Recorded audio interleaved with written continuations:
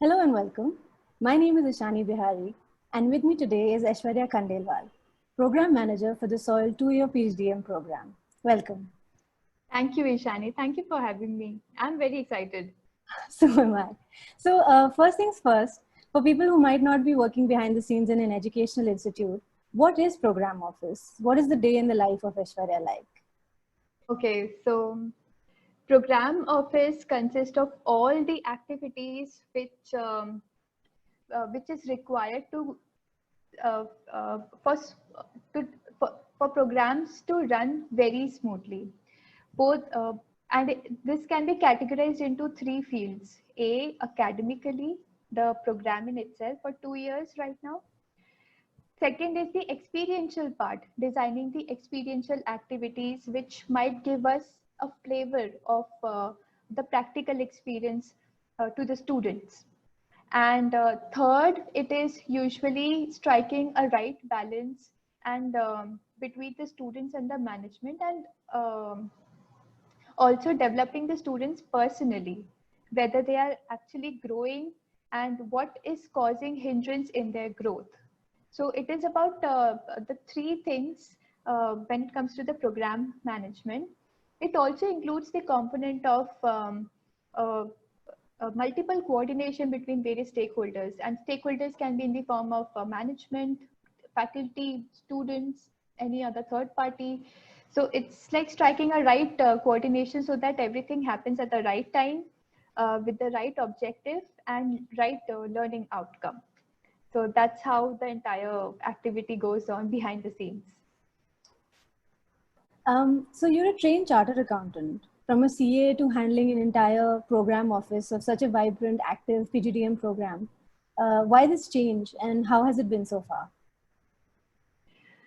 I think the seeds got germinated when I was doing my CA articleship in Deloitte. I read this book called Stay Hungry, Stay Foolish by Rashmi Desai, and she covers top 50 entrepreneurs of all the times and their journey throughout the making of their company. I was so inspired by the journey of all the entrepreneurs that I really wanted to become one later on in my life. Um, Apart from that, I did clear my CA, and I joined EY as an audit assistant. I enjoyed my work, but then I felt that I may be good at it, but I may be something really better at something else, which is not linked to my CA profession. So why not try something where I can flourish?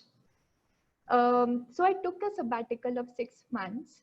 There, I laid my hands in doing something entrepreneurial in the education sector itself. But then led me to a question that, all throughout my academic journey, it was very linear. I lacked the multi-perspective approach and thinking. And so to bridge this gap, I decided to join a fellowship. And fortunately, I got inducted into Young India Fellowship, which actually aims at honing someone in the multidisciplinary approach. And it actually did. After I graduated from my fellowship in liberal arts, then I felt the kind of experience that they have given me, why can't I recreate the same experience for another set of students who are as hungry and as curious as a student can be? So there I started my journey with soil because I always wanted to experiment in the education sector with the firm belief that a maximum impact can be made when a student or a learner is really curious about learning, which is in the initial half of their life, the first early half of their life. So that's where the entire program office part came along. Soil happened to me at the very right moment, and it's been around 10 months right as on date, and I am extremely happy with the learning curve that I have gained here. Wow, what a wonderful journey. And just on the same topic, so Can you tell me a little bit about, what you feel about soil, what resonates with you, what enabled you to join this place? Yes, I think one thing that certainly distinguishes soil from other B schools and other MBA schools is the very fact that it lays its emphasis on value building, character building, and it incorporates the subject such as self-leadership, wellness, psychology, something related to liberal arts, and bringing in multidisciplinary approach, something that I really liked in my Ashoka experience as well. Right. So this is something that really attracted me to soil. It's focus on spirituality. It's focused on leadership building, something which is very that brings out the softer aspect of a personality. Apart from the hard skills, which everyone in this world usually have that, but this softer aspect is something which people do not usually focus. So this institute focuses on the same, and this is what I really like about soil. Yeah, I completely concur. It is one of those one of the unique things that we appreciate, and we are very happy that we have. Um, True. so, coming back to your fellowship at Ashoka, could you tell us a little bit more about that experience? It's such an interesting aspect to your career. So, could you share some more? I think if I have to wrap up my Ashoka experience in one line, it would be I was happiest for the longest stretch of time in my entire academic life. For that entire 1 year, I was the most happy of all Yeah, the people. that's amazing. Because it was so transcendental, something that I least expected, but that happened. I never felt that peers can play such a great role in your life. I never felt that uh, I was always looking for faculties and teachers who can personally train and guide you to become a better version of yourself each day. I never felt that the entire ambience created by the entire college can bring out the excellence part in each person. So the entire experience was transcendental for me because coming from a CA background, something which is very linear, which was based on the foundation of linear thinking, I learned a lot in finance, but I did not learn a lot about life as a whole. And I think that as a first college experience also, Mm. Ashoka was absolutely mesmerizing for me. I think few of the takeaways, the three key takeaways, if I talk about from Ashoka, was the fact that to to have a very successful organization or to have a very successful project, it is always the people behind the project. Always and always. A great team, an interesting team, and a brilliant team makes the project uh, from where and to where. That was my one key takeaway. My second key takeaway was the fact that whatever one chooses to do in their professional life, one should always stay connected with the social causes that they believe in. They should do something or the other in any of the field that they are passionate about. And this is what striking the balance between your professional life and your passion life, I may say, comes into picture. And the third most important key takeaway that I took from YF was that I learned the definition of freedom, which was the expansion of choices of self and the others. And this comes from the multidisciplinary approach that was adopted by the institute. So if you have lot of options, you have the freedom and the liberty to choose from it.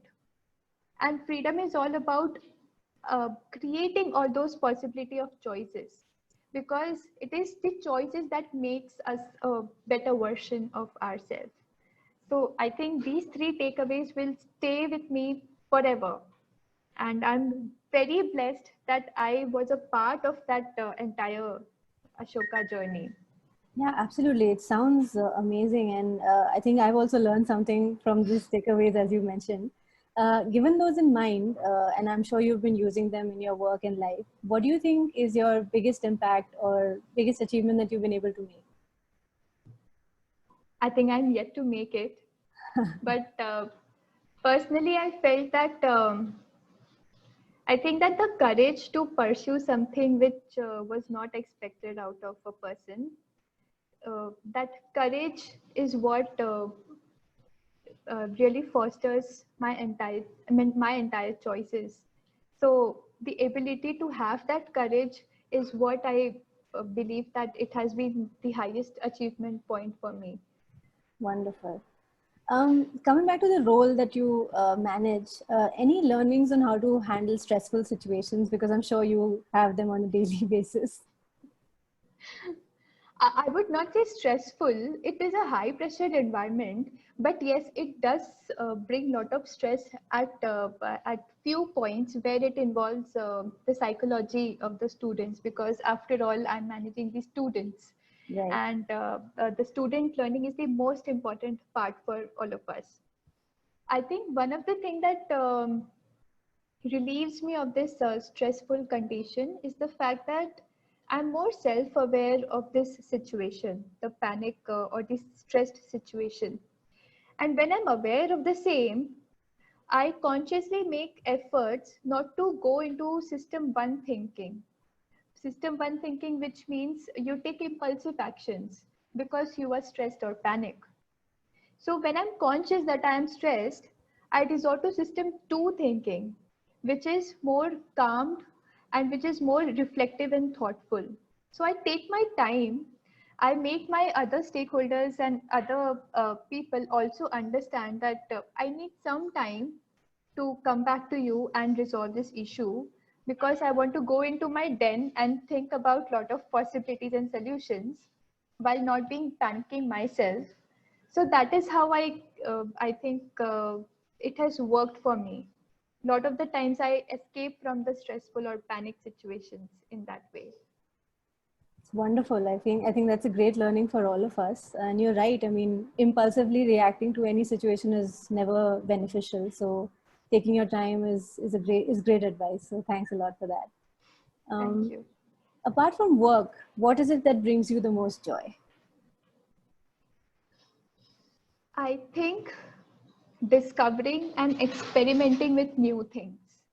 I really love to do and to try something new, whether it is of my field or any other field. So I like to draw, I like to dance. I also like to plan personalized birthdays, and I like to be associated with people who believes in uh, idea creation, who believes in execution, who are more optimistic in life.